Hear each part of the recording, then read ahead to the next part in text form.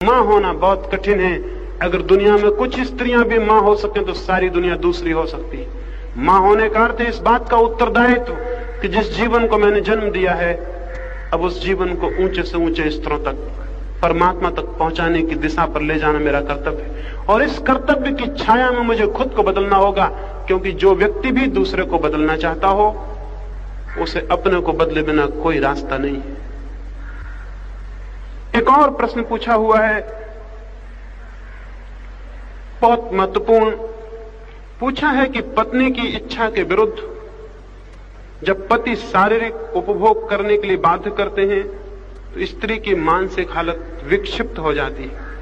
उस तनावपूर्ण स्थिति में औरत का क्या कर्तव्य हो सकता है?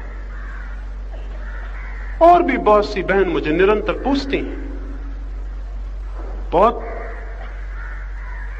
स्त्रियों के जीवन में प्रश्न होगा, लेकिन शायद इस बात को कभी भी नहीं सोचा होगा कि पति के मन में कामेच्छा की बहुत प्रवृत्ति का पैदा होना किस बात का सबूत है। वो इस बात का सबूत है कि पति को प्रेम नहीं मिल रहा।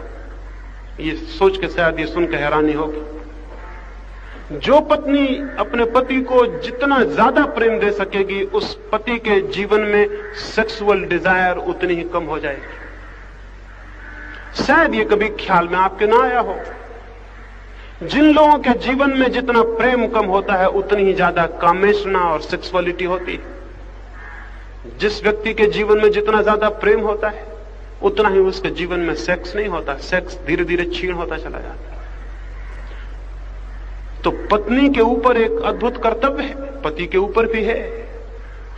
अगर पत्नी को लगता है कि पति बहुत कामोत्तर कामेच्छा से पीड़ित होता है और उसे ऐसे उपभोग में ले जाता है जहां उसका चित्त दुखी होता है, शांति नहीं पाता, कष्ट पाता है और विक्षिप्तता आती, पागलपन आता है, घबराहट आती, तो उसे जानना चाहिए कि पति के प्रति उसका प्रेम अधूरा होगा। वो पति को और गहरा प्रेम दे, वो इतना प्रेम दे कि प्रेम पति को शांत कर दे। जिस पति को प्रेम नहीं मिलता, उसके भीतर अशांति घनीभूत होती है और उस अशांति के निकास के लिए, रिलीज के लिए सिवाय सेक्स के और कुछ भी नहीं रह जाता।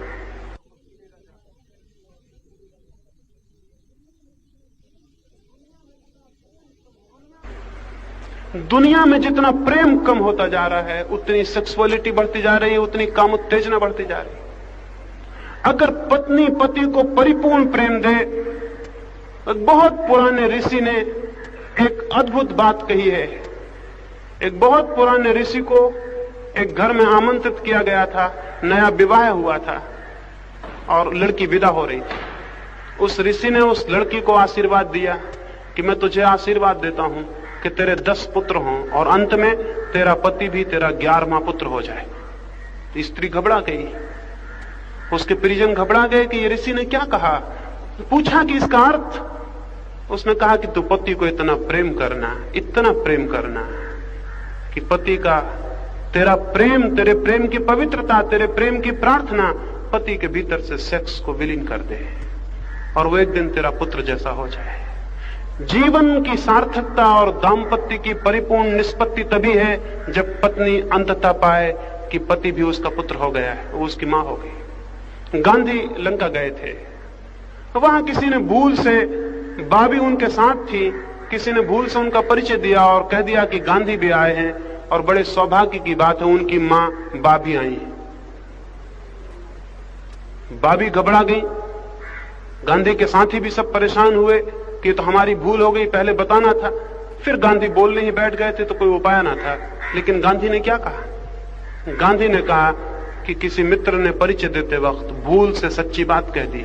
बा पहले मेरी पत्नी थी, इधर 10 वर्षों से मेरी मां हो गई। जो पत्नी पति की मां न बन पाए, अंततः जानना चाहिए उसका जीवन व्यर्थ गया। प्रेम जितना घनीभूत होगा, प्रेम जितना गहरा होगा, उतना ही पवित्र होता चला जाता है, उतना ही सेक्स विलीन होता चला जाता है। एक बात।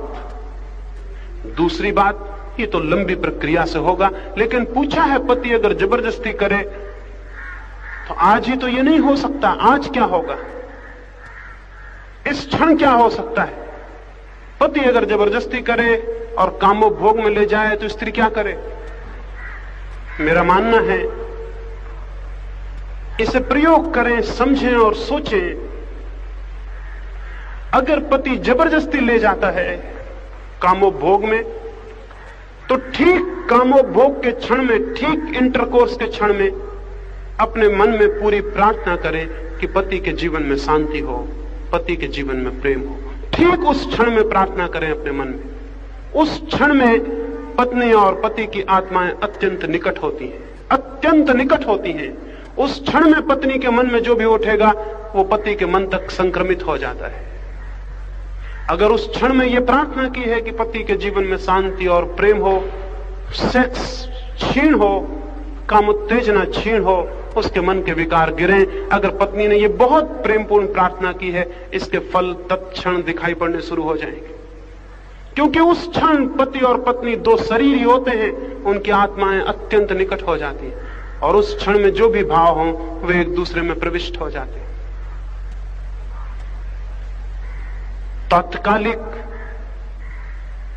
करने के लिए मैं ये कहता हूं, लेकिन लंबे जीवन के प्रवाह में इतना प्रेम देने को कहता हूं कि प्रेम इतनी पवित्रता को पैदा कर दे कि सेक्स की कल्पना धीरे धीरे क्षीण हो जाए और विलीन हो जाए। तो मैंने आपसे कही इस ख्याल से नहीं कि मैंने जो कहा है उसको वैसा ही मान लेना। मैं कोई गुरु नहीं हूं, मैं कोई उपदेशक नहीं हूं और मैं कोई प्रचारक नहीं हूं और मेरे मन में कोई आकांक्षा नहीं है कि मैं जो कहता हूं उसे कोई माने। फिर मैं क्यों कहता हूं? कहता हूं सिर्फ इस छोटी सी बात के कारण कि जो मैंने कहा है उसे कोई सोचे, विचारे। तो जो मैंने कहा है उसे मान लेने की कोई जरूरत नहीं है। उसे सोचना, विचारना, उस पर थोड़ा जीवन में प्रयोग करना, और अगर उस प्रयोग से, उस सोच विचार से उसमें से कोई सूत्र निकले तो वो सूत्र फिर आपका हो जाएगा, वो फिर मेरा नहीं है। फिर वो आपका जीवन दर्शन बन जाएगा, वो फिर आपके जीवन के लिए आधार बन जाएगा, वो फिर मेरा नहीं है। फिर मुझे भूला जा सकता है और उस सूत्र के अनुसार जीवन को गति दी जा सकती है। मैंने कुछ कहा है इस ख्याल से कि वो आपके भीतर विचार के लिए प्रेरणा बनेगा। विश्वास नहीं बनेगा आपका, विचार के लिए प्रेरणा बनेगा। मैंने कुछ कहा है उस अवसर बनेगा कि आप उस पर सोचेंगे, चिंतन करेंगे। जितना चिंतन करेंगे, जितना जीवन में खो देंगे और विचार करेंगे, उतनी ही ज्यादा संपदा मिलनी शुरू हो जाती है। बहुत कुछ छिपा है जीवन में जो विचार की कुदाली को लेकर खोदना शुरू करता है, वो बहुत बड़ी संपत्ति का मालिक हो जाता है। वो दरिद्र नहीं रह जाता, फिर वो दीन नहीं रह जाता। हो सकता है वस्त्र उसके पास बहुत बड़े ना हो, मकान बहुत बड़े ना हो, लेकिन उसके पास एक आत्मिक संपत्ति होती है जिसके आगे कोई भी संपत्ति नहीं है। और वैसी संपत्ति सबके भीतर छिपी है। जो भी खोजता है उसे मिल जाती है और जो बैठा रहता है वो खो देता है। मेरी इन बातों को इतने प्रेम और शांति से सुना है, उससे बहुत बहुत अनुग्रहित हूं। सबके भीतर बैठे परमात्मा को प्रणाम करता हूं। मेरे प्रणाम स्वीकार करें।